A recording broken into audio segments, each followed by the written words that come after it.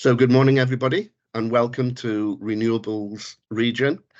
This is the latest event organised by Low Carbon Swansea Bay in partnership with For the Region. So without further ado, I'd like to invite first panellist to share with us their presentation. So we'll kick off this morning with Dan McCullum, who works with Awel and Tawe and leads on a number of projects, including the Egni solar project. So Dan, over to you.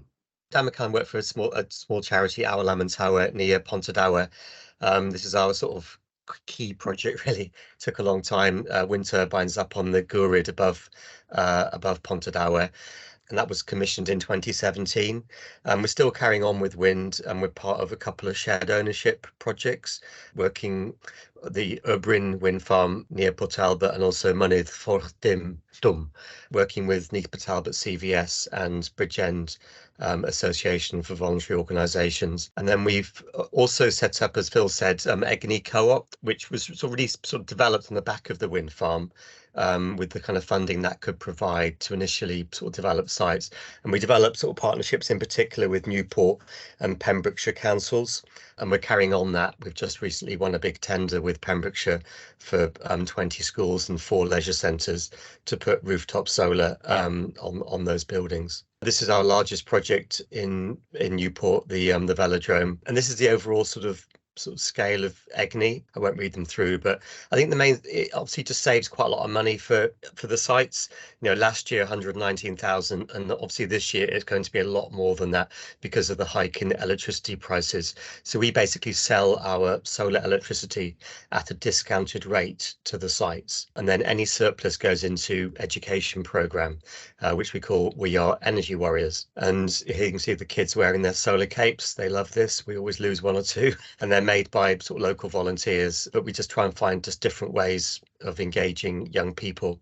We work with another charity called Energy Sparks, who've got a really good data platform, so the children can see what energy savings they can make. They can sort of turn all the lights off in the school and see actual changes in their half-hourly data. So we actually fund this now in Newport and Pembrokeshire. It's really, really good. It'd be great to see it rolled out in more schools in Wales. This is another big project that we've taken on, the old school close to the wind farm in Cwmgors. So we're trying to develop this as a sort of zero-ish carbon building, which would be our offices and a kind of arts building and offices for rental, etc. This is the ground source heat pump going in, so it's been a really big project, and we've insulated it. You can just see the cork on the left hand side there, external wall insulation, and then lime mortaring going on. We've engaged people through different arts projects and doing a textiles project that you can see, and they've made a big piece of tapestry that's going to hang in the cafe. This is a repair cafe that we also run, which is going to be moving into Hwbagors. We also run a community transport scheme using electric vehicles that works across Swansea and Neath Port Talbot. I think that's all I had to say, Phil. So thanks ever so much for that, Dan. We thought it would be good to kick off this morning with these quick updates from a number of community and business projects that are involved within the region. So next we're going to turn to Mary Sherwood, who works with Gower Power. So Gower Power was started 10 years ago. It's our 10th anniversary this year, by a group of friends in somebody's front room talking about what on earth they could do about climate change and making Swansea more sustainable for the future.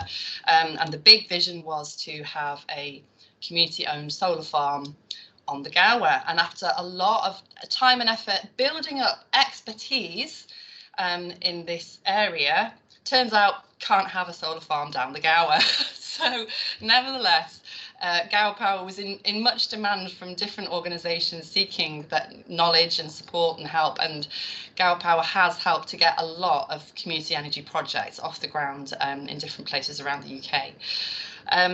We are also concerned about food security and really about the economy in general. The problems with sustainability and the threat to our future have come about because of having an economy that didn't put people first. So what can we do to change our energy systems and our food systems that gives people more ownership, literal ownership, and puts control in their hands and gets better value out of the natural assets that we have at our disposal. So we have for a while had a contract to deliver community benefit funds arising from solar farms, some in England and one here in Swansea. That solar farm was owned by Gwynt Energy, and now it is owned by a consortium called Community Energy Together. And that is what I'm going to talk to you about now. I should just mention that we helped to establish Gower Regeneration, which is a separate company. It's a community benefit society which owns the solar farm over in Dunvant, the first community-owned solar farm in Wales.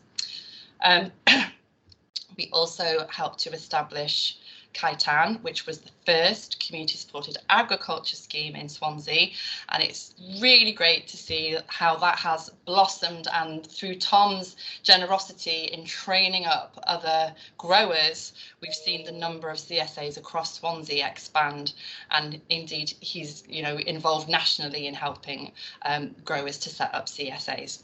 So we absolutely haven't been dragging our heels while waiting to own our own solar farm, but it's very exciting to say that that is now on the horizon. So as part of a consortium called Community Energy Together, we are going to be running a community share offer. And in order to do that, we have had to convert our own company structure. So you will have known us historically as Gower Power Co-op Kick. But a community interest company cannot have shareholder members. So we are converting to a community benefit society. And as soon as that process is complete, we're having some discussions with the FCA currently. As soon as that's complete, we'll be able to launch the share offer, which I'm really excited to tell you about now. Okay, so what I want to tell you about is Bryn Willich Solar Farm. Bryn Willich is near Llangolfelig, it's very, very close to Morrison Hospital.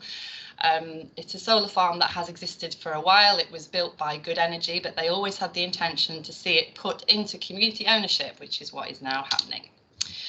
I've actually decided I should swap these slides around. So Community Energy Together is, as I've mentioned, a consortium where we have 5 communities working together, and on the next slide I'll show you who they are, to put a total of 7 solar farms across England and Wales into community ownership. And you can see the figure there in the top about how many, the equivalent amount of clean energy that will provide. But the thing about community ownership is the profits that you make over and above your running costs can't go to shareholders. They have to go to the benefit of the local community. So we're hoping that this overall project will result in a community benefit fund of £20 million over the lifetime of the project. So it's a consortium of 5 community energy organisations. You can see there where they are based and the size of the solar farms that they are trying to put into community ownership. So you can see us there, 5 megawatts down here in Wales at Bryn Willich Solar Farm. And this has all been made possible through something called Big Society Capital, which if you look up Community Energy Together online, you can find out a lot more information about that. I won't take up time talking about it now. But essentially, we all have to run our community share offers and hope that collectively we will get enough investment to be able to buy the whole portfolio of 7 solar farms. But then they'll each be run independently, but we kind of lean on each other, sharing the risk, if you see what I mean. So it's a really innovative finance model to see all these assets put into community ownership. So just to say a little bit more about Bryn Willich specifically, the capacity is just under 5 megawatts. Our own community benefit fund, our chunk of that 20 million I mentioned, will be 2.7 million, and we'll be producing enough energy to power the equivalent amount of energy to power 1,650 homes with clean electricity. So the share offer, as soon as this goes live, you will be informed if you're on our mailing list. If you're not on our mailing list, please proceed to our website, gowerpower.coop, and sign up to make sure that you are kept informed. Okay. So you can see the details there. We are expecting to be able to pay shareholders a return of 6% per year. And we are aiming to raise £385,000 through our share offer, in which the minimum investment will be £250. Now, that's quite a chunk for some people, and we realise that, but there are a lot of people who might have £250 sitting in a savings account, which isn't earning anywhere near 6%. So we would urge them to take a bit of a risk. To be fair, this kind of investment is always a risk. There is always a risk involved, but obviously we have every confidence in the future of this project.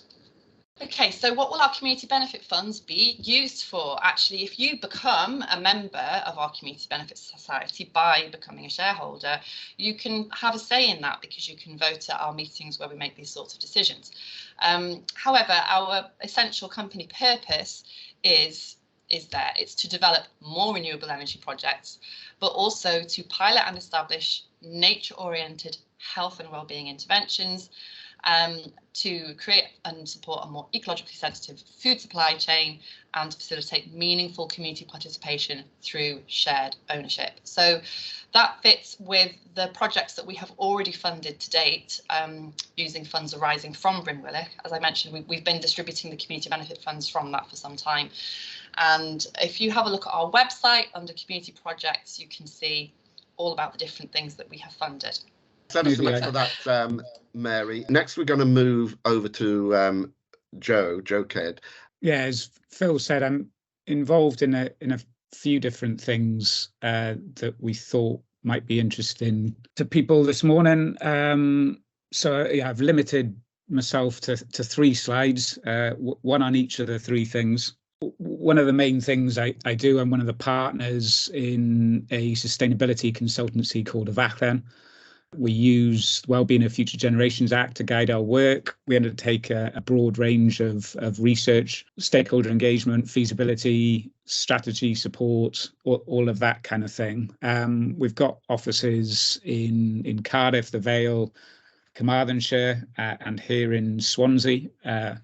We're hosted by Urban Foundry guys in their engine room opposite the Glenvivian. And yeah, I'm one of 4 partners, but we utilise a pretty broad network of associates across Wales and bring them in on a project by project basis. In Swansea, we're on Swansea Council's environmental framework, and we're part of the climate signatories group. I guess just to give a example of the types of work that we do, one of the main things keeping us busy at the moment is something called local area energy plans. So they're effectively a broad energy strategy for each of the regions across the UK. Over the last 2 years, we've done the local area energy plans for Conwy, Newport and Pembrokeshire, working with Arup to deliver those, and we've led all the stakeholder engagement. This year, we've focused on all of the North Wales local authorities, Mid Wales, and all of the Cardiff City region local authorities. So we've got quite a lot on our plate, but really, really interesting process. Looking at what needs to be done to get to net zero across the whole energy system, focusing on the more local scale stuff, as the name suggests. So not looking at the big power stations, the big offshore wind farms or anything like that, but looking at solar farms, small wind farms for generation, energy from waste, rooftop PV, air source heat pumps, domestic retrofit, all of those things together with the energy system itself, whether there's capacity on the grid, whether battery storage would help relieve things. Yeah, we've been going through each local authority, getting stakeholders input on that. Should probably say that we're not working on the Swansea Bay ones. That's another company. We're which was a bit disappointing from myself being based in Swansea, but we are exchanging notes with them on how best to go through the process. And another project that we've recently completed is around circular economy for Carmarthenshire Council. I guess just to show the breadth of the type of work that we do, we've been doing a lot on the food supply chain in Swansea and mapping that. And we've recently completed a project evaluation for a tidal project in North Wales that had Welsh European funding. Probably enough about Afallen for now. The other main thing I've been focused on for the last few years is a new Welsh renewable energy developer that I was involved in helping establish. So that's focused on utility scale renewable energy projects in Wales. But the real thing we've been trying to push, as with some of the others on the call today, is trying to maximise the social value of these projects. A lot of the time we've spent over the last couple of years has been looking at ways of maximising the Welsh ownership of projects at this scale. Heard a bit from Mary about community ownership of solar farms. So that's becoming more common. But what hasn't been done really is securing Welsh community ownership of projects the scale of offshore wind. But that's something that we've been looking to do and made a fair amount of progress with. And it's not just individuals investing. We've been talking to pension funds and things like that, where there's enough capital to really make a difference and secure a decent amount of ownership. So we're currently focused on a leasing round in the Celtic Sea, which is floating wind farms around a gigawatt scale, very early stage. This is a competitive leasing round, very exciting for Wales, lots of opportunities. And yeah, we've partnered with a Norwegian company called Magnora Offshore Wind. So we've spent the last 2 years doing all the development work around that and getting ourselves in as best a position we can to secure one of those leases. Phil had invited someone from Marine Energy Wales to speak today, but unfortunately they weren't able to come.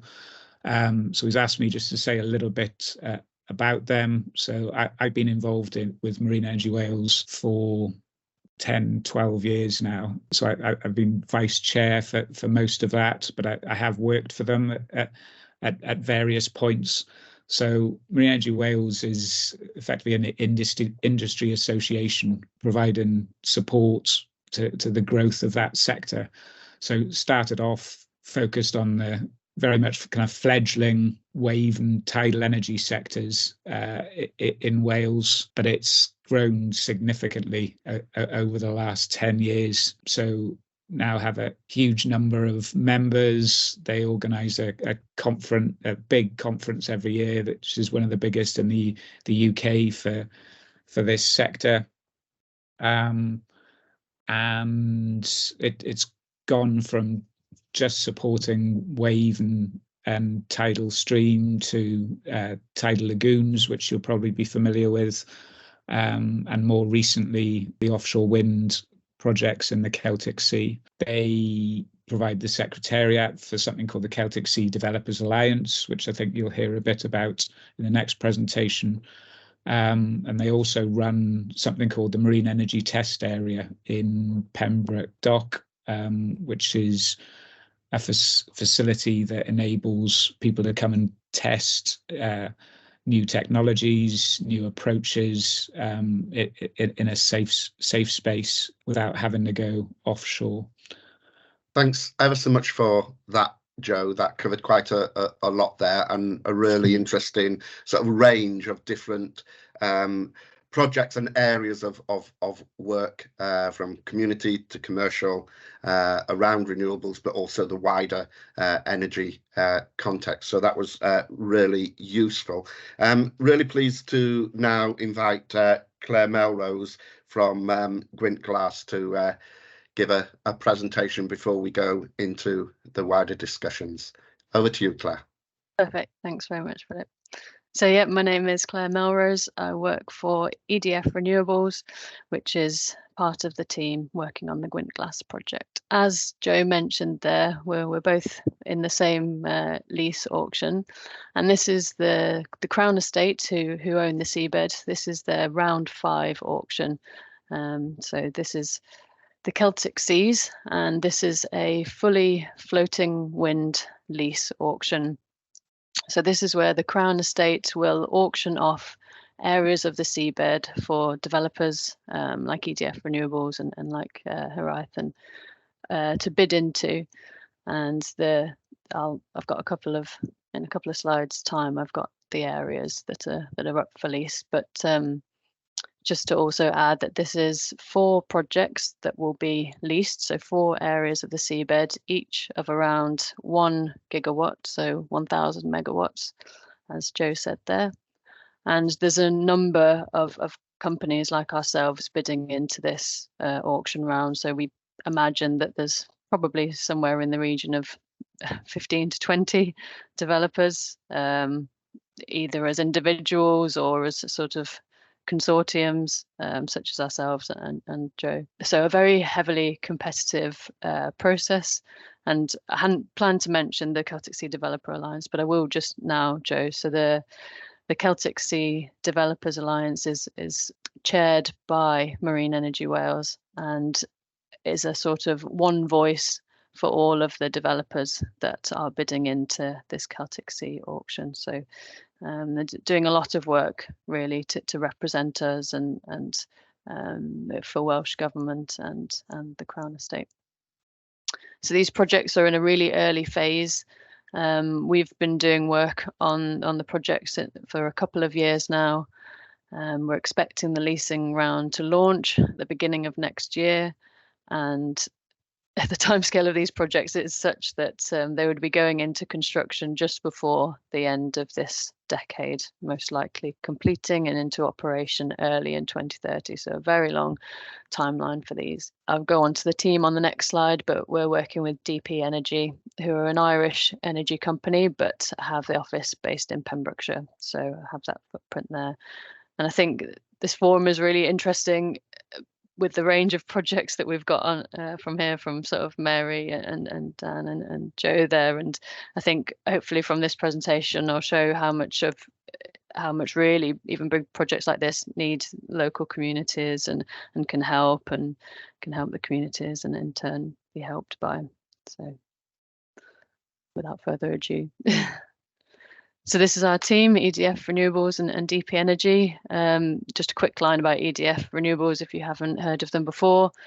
One of the UK's top low carbon energy companies. So we've got a portfolio of nuclear power, solar, onshore and offshore wind, as well as private wire and battery storage across. We've got some operational onshore wind projects in Wales and some pipeline as well in development, solar and onshore wind. So DP Energy is based in Pembroke Dock, further down the coast, and really they've been working hard and have a great existing relationship with local stakeholders, be that political, community or supply chain. EDF Renewables has a floating wind farm demonstration project, so 3 turbines. The foundations that you can see in the picture on the right hand side, it's probably not a great one to check scale of them, but they're sort of 100 meters across the base. So they're huge structures. And this demonstration project just has 3 turbines in 3 locations, whereas the 1 gigawatt projects, the 1,000 megawatt projects in the Celtic Sea will have about 50 of these, and there'll be 4 projects. So that's about 200 of these that will all be being placed within the Celtic Sea from around South Wales, North Cornwall, North Devon area. In terms of supply chain, I mentioned nuclear before, so EDF Group is responsible for the construction and ownership of Hinkley Point C down in Somerset. So already we've done that role of sort of coming to a region where there is an extensive supply chain and built that up and making sure that there's as much local involvement as possible, and have done a really, really good job about that. And we can talk more about that if useful. Joe mentioned social value as well, and I've got a slide on this, but EDF Renewables, DP Energy and Pembrokeshire College have just completed the first pilot year of a really, really innovative, I guess, and sort of leading education program for 16 to 18-year-olds, which I'll talk about shortly. This is the location of the areas of seabed that the Crown Estate are leasing. So they've done an iterative process where they started with the 5 shapes outlined, so the orange, the yellow, green, pink and blue. They refined them as they do more sort of stakeholder engagement and constraints mapping of the seabed down to sort of these beige areas within. And they've further refined it down to these 4 coloured, so the green, pink, blue and purple. These are the 4 locations where developers will be bidding, and that's about 70 kilometres, I think, from the coastline there. A competitive process, developers will be asked firstly to talk about their technical competence and financial strength. They'll be asked to talk about how they would use the ports in the region, and as a first really for the Crown Estate, their previous rounds have focused purely on sort of financial and technical, but this time, for the first time, they're asking developers for this leasing round to focus on social value creation and what developers will do, what commitments that they will make, and they're very clear about holding developers' feet to the fire on these. This is a really, really important point, and something that we feel very passionately about, so very, very happy to see this being included. But the final determination of who wins will be an auction. So developers will bid an amount of money and the highest bidders win. I'll very quickly skip on this, but over the last couple of years, we've been doing marine mammal and bird surveys over our site. We've been speaking with Natural Resources Wales and other stakeholders to make sure that we're taking into consideration environmental constraints at this early stage. It's really important to have those dialogue. Fisheries, exceedingly important. This is the first offshore wind, never mind floating, but first offshore wind leasing round to come to this area. So a big change for the fishers, and shipping and navigation as well. It's a busy area of sea. In terms of engineering at the moment, we're sort of speaking with supply chain and ports, and also there's a lot of work being done on grid at the moment, which is a tricky subject in Wales and the rest of the UK. But the social value creation is something that we've been doing a lot of work on. Alongside Destination Renewables, we also sponsored the Skills Wales competition, which this year was the first year that renewable energy was part of the skills categories, which is really great. And the Seren project, so we ran a full day workshop, and this programme is really to inspire students to apply for top flight universities in renewables. So lots of good work on those initiatives. But this is the Destination Renewables course that we've rolled out. So this started in September of last year. So as I've said, we've just completed the first pilot year. This is the first time that this has been done, definitely in Wales, and really, such a great initiative. I haven't heard of anything similar across the rest of the UK. So ourselves and DP Energy, we have partnership with Pembrokeshire College. And this course is aimed at 16 to 18-year-olds and provides sort of weekly lectures across the year, and at the end of it, and it covers all renewables, so solar, onshore, offshore. It's not just floating offshore wind for Gwynt Glas. And we invite partners to come and present, industry representatives, so delivery partners, I should say. So a number of different ones that you can see at the top there. It's a bit small, but Marine Power Systems, and I see that Anthony's on the call. Marine Space, who are a consultancy. Pembrokeshire Coastal Forum are key in supporting on this. Port of Milford Haven, and obviously for this project, for this scheme, it's focused on Pembrokeshire, but the intention is to roll this out across other areas of the Celtic Sea region. So happy to say we've won an award in the Offshore Wind Awards for this programme, and we've also been shortlisted as a finalist this year for the Wales STEM Awards. Thanks so much, Claire. That was great to have an overview of the developments or the project in the Celtic Seas project, but also then for you to highlight destination renewables. Really exciting. And I think what we've heard this morning from the 4 brief presentations gives us a really nice snapshot of some of the work that's going on around renewables in our region and across Wales. I am aware that it is only a snapshot. There are an awful lot more things going on, and in what we've heard so far, things like, say, hydrogen has not been mentioned at all. So there's lots of other things. Just before going into the roundtable discussion with our invited speakers today, I just wanted to mention a couple of things. I think it's worth noting that in 2020, when Natural Resources Wales issued their most recent State of Natural Resources in Wales report, they identified our energy systems as one of 3 sectors, along with food and transport, that really needed to be transformed if we're going to stand any chance of tackling climate change. Also, I think a lot of people talk in terms of the energy trilemma, which is bringing together the concerns around energy security, energy equity, and obviously environmental sustainability, and somehow moving forward while taking all of those 3 issues, concerns into consideration while looking to transform the energy system. I think it's also worth noting that in 2017, I think it was, Welsh Government set some key targets for renewables in Wales, which were quite interesting, looking for Wales to generate 70% of its electricity consumption from renewable energy by 2030, which is not that long to go. Over 50% of energy consumption in Wales comes from renewables. Obviously, that energy generation isn't all in Wales, it comes from elsewhere as well. And I think I'm right in saying that energy generation within Wales is currently somewhere between a quarter and a third of all energy generated comes from renewable sources.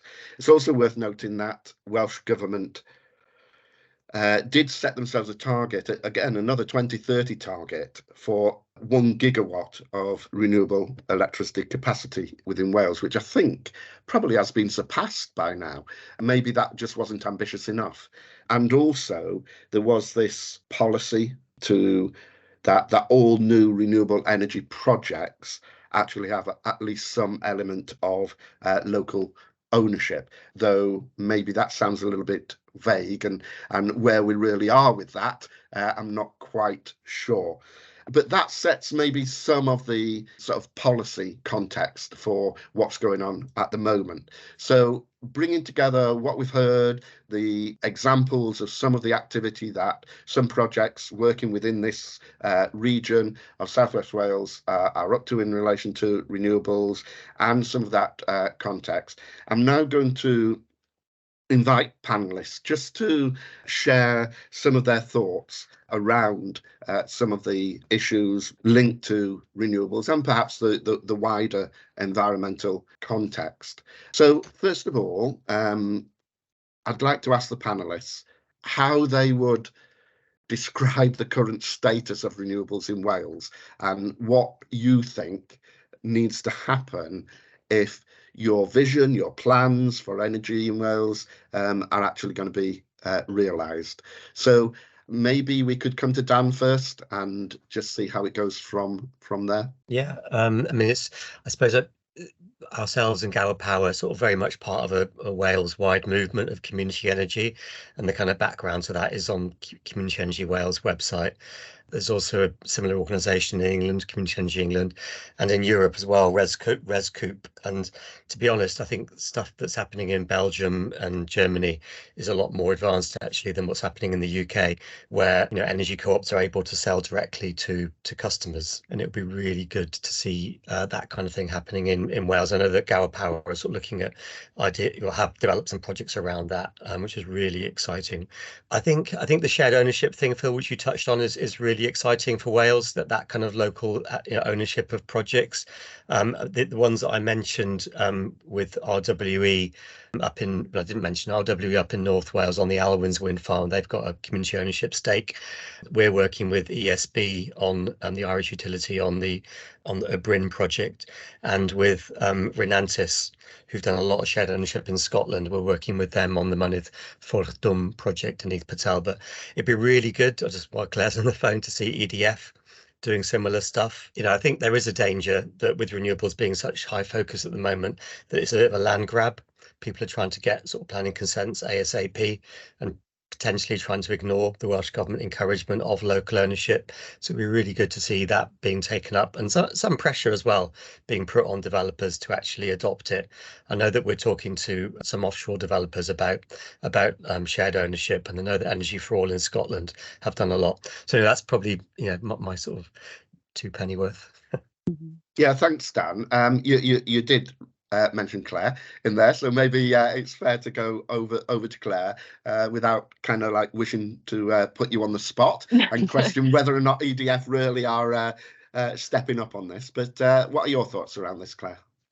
Yeah, I think it's definitely something that I'm not sure how wide the conversations are, and I'm not very involved in our onshore portfolio, but I do believe that there are discussions happening with that onshore portfolio and community ownership. But I must admit, I'm not so close to it to be able to speak with any sort of conviction. But I think it's definitely something that needs to be thought about outside of the box. I think for the floating offshore wind projects that we're speaking of, that I'm sort of working on at the moment for Gwynt Glas, the huge scale of these projects and the cost of them at the moment is probably not very conducive to community ownership, just because of the disproportionate risks that there are involved in a new technology. So this is the first leasing round that will be a commercial scale floating technology. So we're at that very early stage that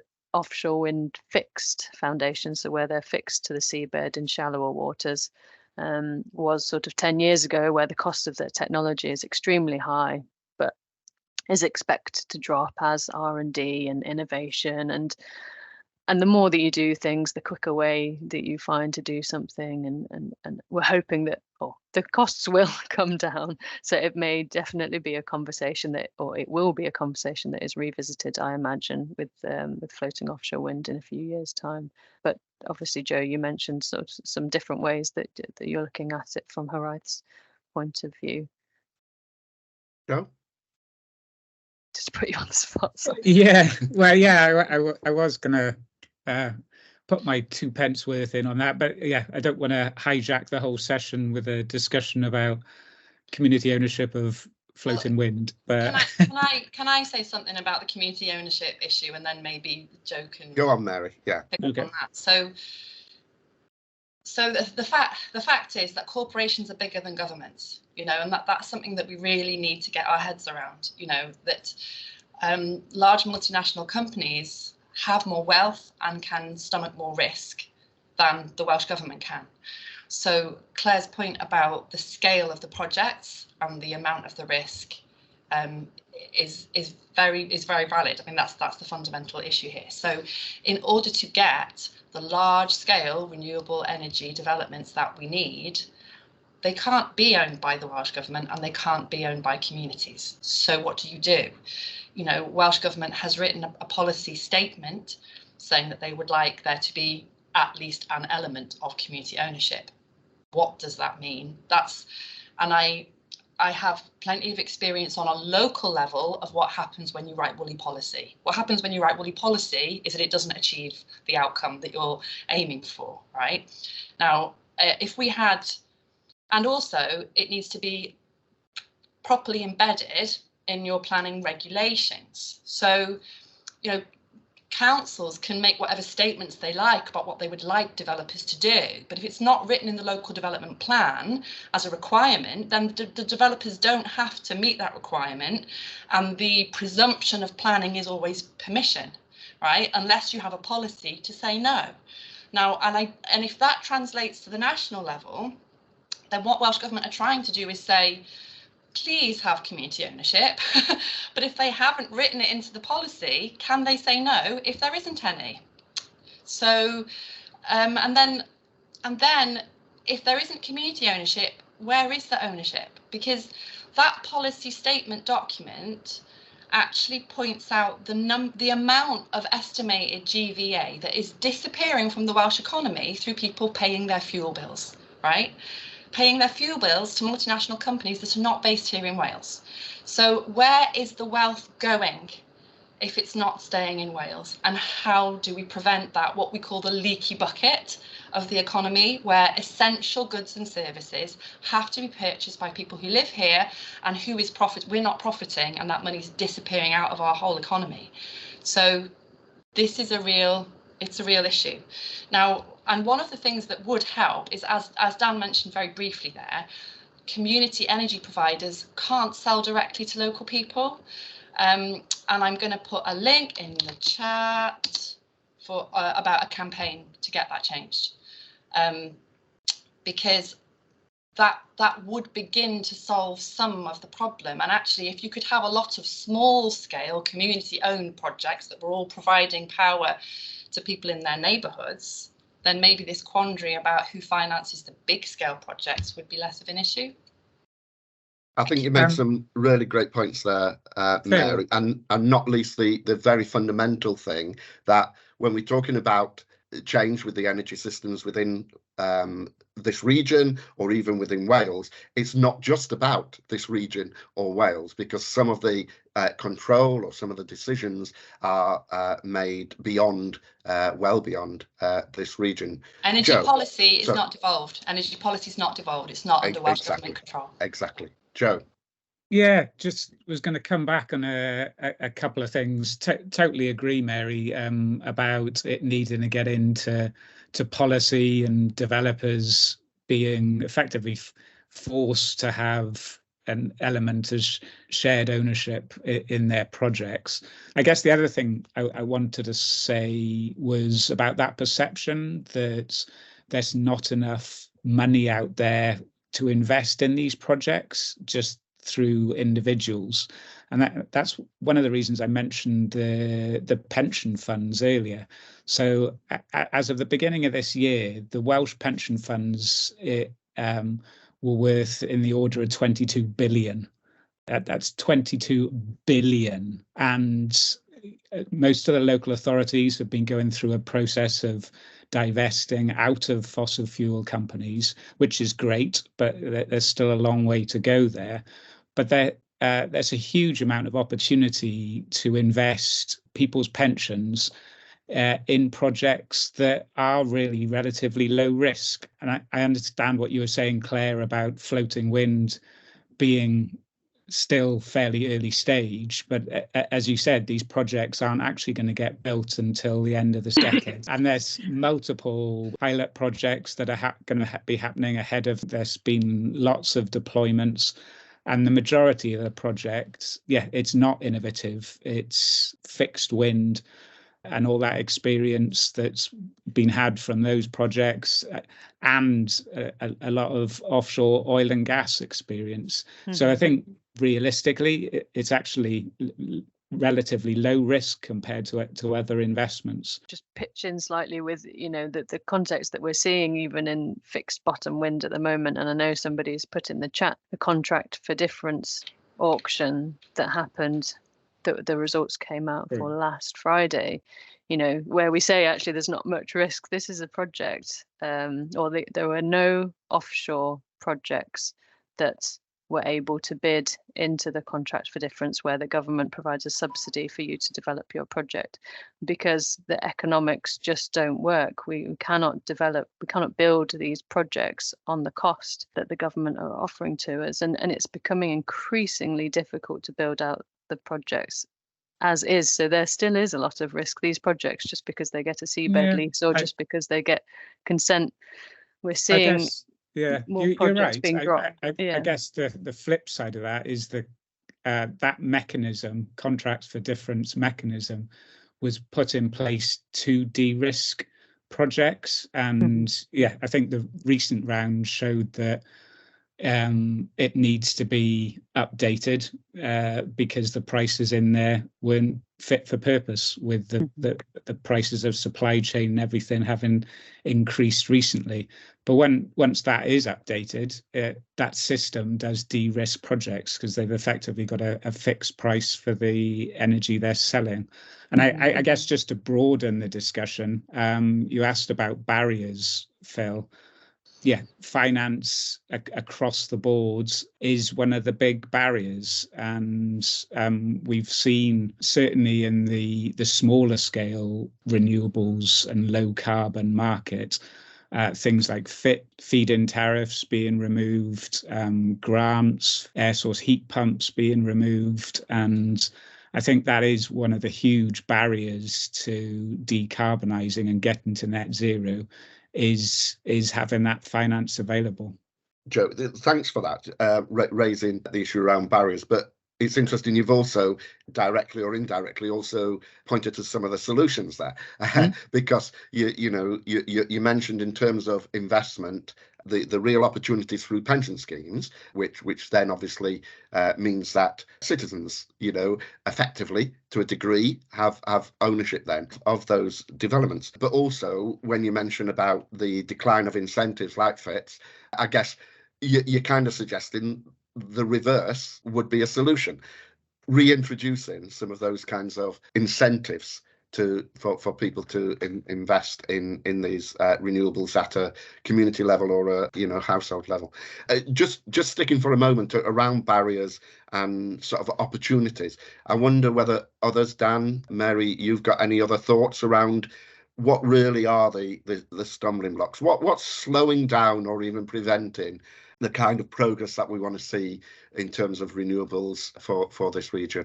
I would say there's too much emphasis, in the messaging about it being an individual householder's responsibility to save the planet, and that, I mean, most people can't afford an electric car, and we're not sure if electric cars are really the answer. Most people can't afford a ground source heat pump. I can't even afford to replace my 1980s boiler, which is still going, right? It's still going.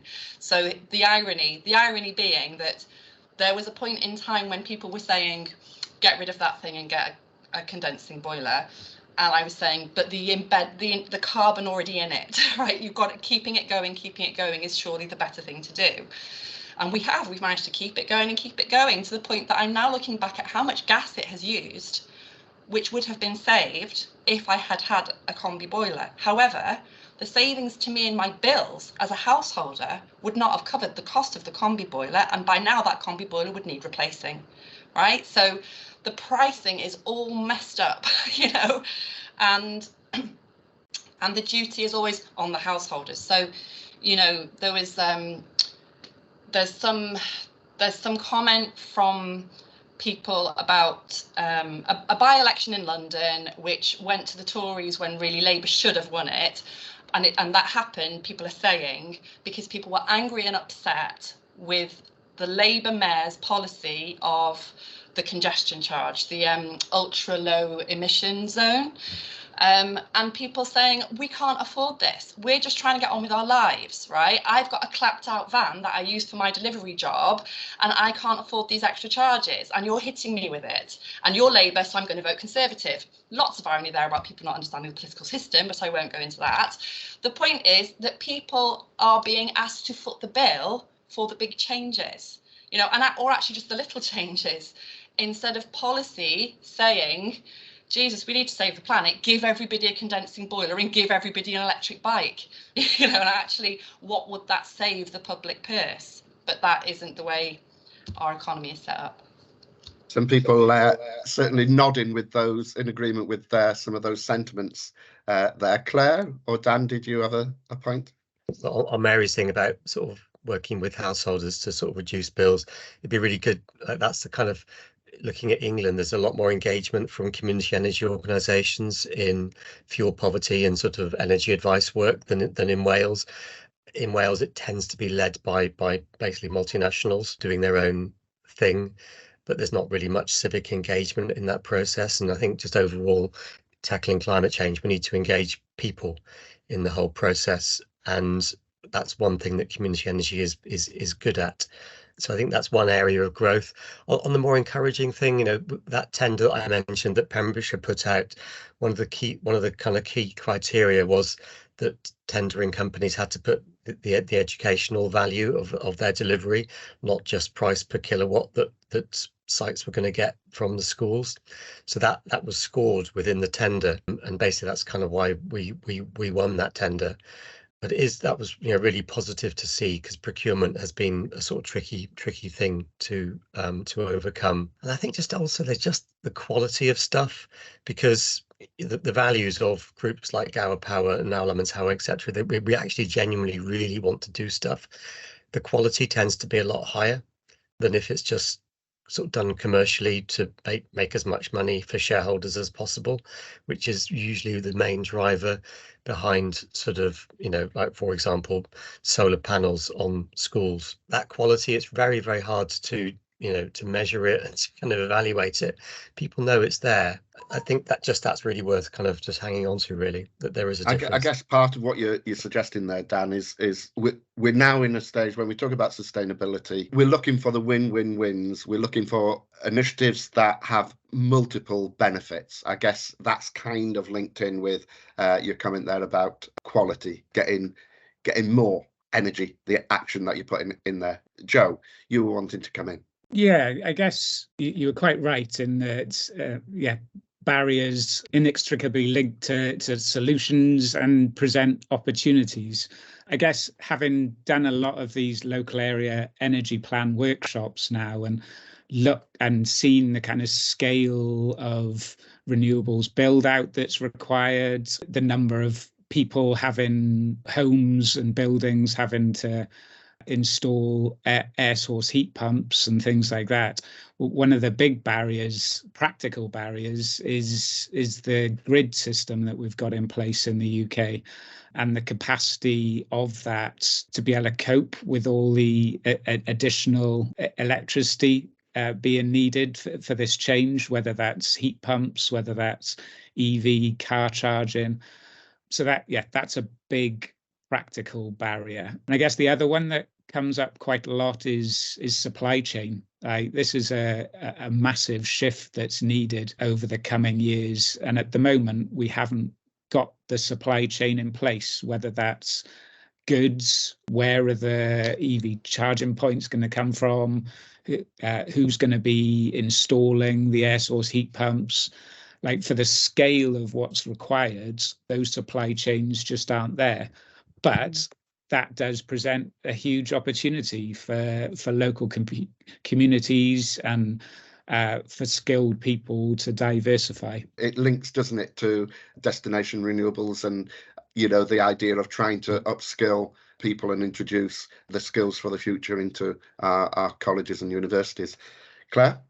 Yeah, I think we really missed a trick in the offshore world back 10 years ago in developing the supply chain. You know, we were we have the largest offshore wind fleet capacity of in Europe, and yet why do we not have the supply chain to match that? Why are we using supply chain? Why are we fabricating in Indonesia turbine components coming from Europe? You know, with all the experience we have and the growth we've had, why have we not got ourselves in order? So I think floating offshore wind is a really good opportunity to start that, hopefully not from scratch, but unfortunately a little bit from scratch. Floating turbines have to come from closer to where the site is based. So previously you could have your blades come straight from Norway or somewhere straight to the offshore wind farm site, and then they would fit piece by piece onto the turbine tower as it stands there. But floating wind turbines will have to be towed as a full from a nearby port. So automatically, this is for the first time putting such a sort of locality necessity on the nearby ports to floating wind. So this first 4 gigawatts, this first leasing round for the Celtic Sea is really a great opportunity to kickstart the supply chain locally. And we know that the Crown Estate have said that there is a further 20 gigawatts. So further, I can't do the maths that quickly, but many, many more turbines to come in the sort of wider Celtic Sea region. So we have to start to make sure that Wales are central to this first leasing round to really have a foothold. And I think programs like Destination Renewables are key. And even then, we were sort of targeting 16 to 18-year-olds. It's not just them. Sometimes people have already made that decision by the time they've got to college. That similar initiative has to be happening earlier. And we actually attended a really good supply chain event down in Devon. And I think it's a great idea that should be done. And Petrock College in Devon had invited their younger students to come and do the workshops with the developers. They then involved the teachers. So the teachers did the same workshops with developers so they could understand how to support and encourage renewables in their learners. And then we invited the parents at the end of the day to come after work and take part in those sort of learning workshops. So really engaging the full sort of spectrum of interests. And yeah, so I think Destination Renewables tackles one element of a very large opportunity of bringing skills to the region, because at the moment it's not really been done in the past. I would say investment is also an issue. I mean, like Claire says absolutely rightly, we've had all this growth. Why has there not been investment in supply chains? And I will just say, where has the benefit of the growth gone? Where is the benefit of the growth? Okay, so because of the way that the UK economy works, the growth goes to benefit mostly individuals who are already wealthy, and they aren't going, unless they decide to be some great benefactor and set up a fabrication centre and fund a college course, right? Mm-hmm. We're not going to see these changes. Okay, so I could talk at length about this, my pet subject of economic inequality, but actually, I'll pop in the chat. There's a webinar later on this afternoon, which the Equality Trust is running, about the way the economy runs in the UK, and the problem being that the benefit of the growth doesn't end up benefiting the nation. It doesn't end up creating more resources for everyone to flourish or to tackle climate change. So, yeah. Thanks, Mary. Okay, we'll need to move on now and open it up. So others in the room, if you want to just be thinking about questions that you would like to raise, or comments that you'd like to make about things that maybe haven't been discussed or that you don't necessarily agree with. I notice Diana put in a question about hydrogen. Do you want to actually just say that out loud, Diana? I get very frustrated with, we have so many resources in this country, and water is one of the main ones. And I'm just wondering why we aren't doing more with hydrogen. We've also got Trostra there. And I'm thinking that if that, I don't know about the sums, but if that could be nationalised and we could actually make vehicles, hydrogen vehicles. I understand that in Italy, they are developing 3 hydrogen trains. I just feel as though we could be doing a lot more. I'm coming from a place of great ignorance, so yeah, thanks for raising that, Diana. Let's see if we've got any wisdom from the panel on this. And Joe is very keen with his hand up. What are your thoughts about hydrogen, Joe? Well, I guess I'm keen. I was involved in setting up a project called Milford Haven Energy Kingdom, which looked just at that. At the potential for a hydrogen economy, and it included a Welsh hydrogen vehicle manufacturer called River Simple, who are actually one of the leading hydrogen car manufacturers. It's still relatively early stage, but yeah, I don't know that hydrogen's getting a huge amount of publicity at the moment, but it's being talked about a huge amount. There's hydrogen strategies. It's being talked about at all these local area energy plan workshops that we're doing. There's something called the South Wales Industrial Cluster, which is a lot of the big industry in South Wales looking at hydrogen as a way for them to decarbonise. There is a huge amount going on around hydrogen. Yeah, and I should say, actually, I forgot to mention earlier that we did invite a couple of well-known experts in the field of hydrogen in Wales, but were not actually available this morning, unfortunately. Otherwise, we would have had them in, giving us a quick update. Anybody else want to just mention anything about hydrogen? Yeah, I'll just chip in if that's all right. Just one of the interesting projects I heard about was on Orkney, where they've got a real problem with the grid, and so there's quite a few community wind turbines there, but they're actually converting their surplus electricity that they can't put onto the grid into hydrogen and then powering the ferries. So sometimes some of the interesting innovations that is happening around the edges of the UK, where they're kind of forced into it because of big infrastructure issues. Anyway, that Orkney project is worth looking at. We've got another one as well on the East Coast, and this is around it's called the Tees Green project. So it's just going through auctions to bid for government support at the moment. But it's another one. Again, we're sort of targeting commercial at the moment, aren't we, rather than domestic. So this is taking power from our Teesside offshore wind farm, from our Hartlepool nuclear power station, and having an onshore electrolyser that will then power buses and other sort of industries around that the port, Tees port. But yeah, no domestic examples yet. No. Perhaps what I will do is just go round everyone on the panel again with one final question from me, really. And that is a request for you to pick just one. This isn't going to be easy to do, I guess, but to pick one key action or policy change that you think could help transform the energy system in Wales. So not just necessarily about renewables, because obviously renewables is part of that wider energy context. So one key action or policy change that you think needs to happen to help with that kind of transformation. So, Claire, you're nodding, so maybe you've already got something in mind. So let's start with you, Claire. It's more around the supporting infrastructure that we need to support really development of renewables, and this is onshore, offshore as well. And it's not a very specific policy change, but we need to think about things more strategically.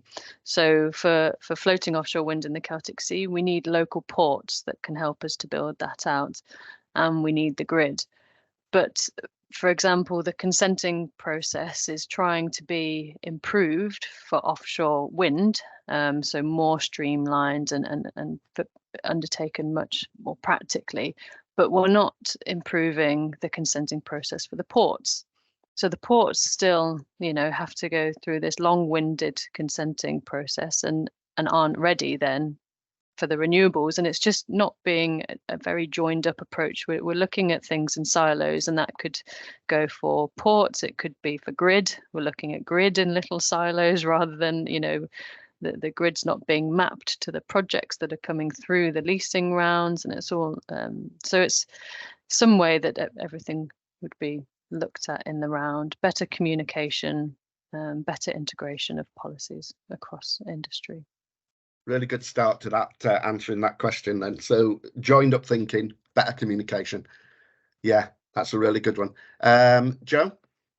I think I would echo what Mary was saying earlier about making it a policy that there needs to be community ownership, shared ownership in all projects. So it's Welsh Government have come out saying that it's high priority for them, and they've said they want to see 10% of projects community owned. But as Mary said, currently there's nothing really forcing developers to do that. And I guess, I'm not just thinking about the small scale renewables. I mentioned before about the leasing round for offshore wind. The Crown Estate owns all the seabed around the UK.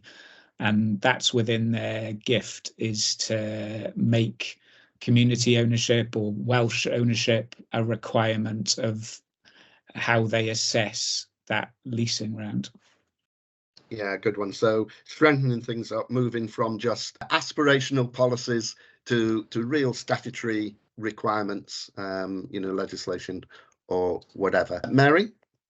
I would like to see the taxation system in the UK changed to be more similar to the taxation systems that we see on the continent in more progressive European countries that invest more in local authorities and public services. The upper level of taxation in this country has gone steadily down and down and down and down ever since Margaret Thatcher was elected. And the level of taxation that we used to have, which sustained public services and gave local authorities the flexibility to work innovatively to actually respond to local concerns and priorities, that has shrunk and shrunk and shrunk and shrunk as the country has become richer and richer and richer. So something is wrong, right? Something is wrong. I would also like to see proportional representation brought in to Westminster, because the voting system doesn't actually allow people to elect the people that they want to elect, who might listen and make these changes happen. And as part of the taxation changes, the Barnett formula needs to be revised, because Wales has been being done over by not getting the amount of money that it needs from Westminster to run our services. If those changes were made, it would allow the Welsh Government and Welsh local authorities to have more flexibility and to be more innovative about how they invest and start to solve these problems. Thanks, Mary. I think that's a really interesting point, and it illustrates very, very clearly that when we're talking about renewables or we're talking about energy systems, we can't just look at that in isolation. It is about within the wider context of governance of our society. So Dan, over to you. Some final thoughts. Yeah, I think to use procurement imaginatively to kind of secure benefits within Wales. I mean, one example, actually, I don't want to bash Claire, but she's not responsible for this, but EDF supply all of Welsh schools with their electricity, and in fact the whole public sector in Wales. That's fine, but I think it'd be really good, for example, to kind of look at procurement as ways to fund things like energy sparks, which then directly benefit our schools. I mean, other energy companies are funding energy sparks, but not EDF. And I don't want to. It's kind of that sort of thing just needs to be looked at, because these contracts are worth a lot of money, and I don't think we're getting sufficient value from them at the moment. That's another really great point, and it will be great to collate those ideas. Everything that has been said today, I think, has been really good. And as I mentioned earlier, it is only a real snapshot. I think to explore some of these issues more fully would probably have taken a number of days to do. But it is possible, because there are many conferences and other events and so on. But hopefully this discussion this morning will make some contribution and will have been of benefit to those that participated and listened to the discussion this morning, and indeed those that might take the time to pick up the recording and listen to some of the conversations over the coming weeks. As we've now just gone past the 11:30 mark, it just leaves me to thank everyone that has joined in today, particularly the panelists who have shared so eloquently, so honestly and openly. Really appreciate that, the contribution that you've made, giving up your time this morning. Also like to thank For the Region for their support in organising and promoting this event this morning. Thank you to everybody that's joined us this morning. Very much appreciate you giving up the time. I hope that you found it interesting and useful to your particular areas of interest, and hope to see all of you again before too long. Thank you very much.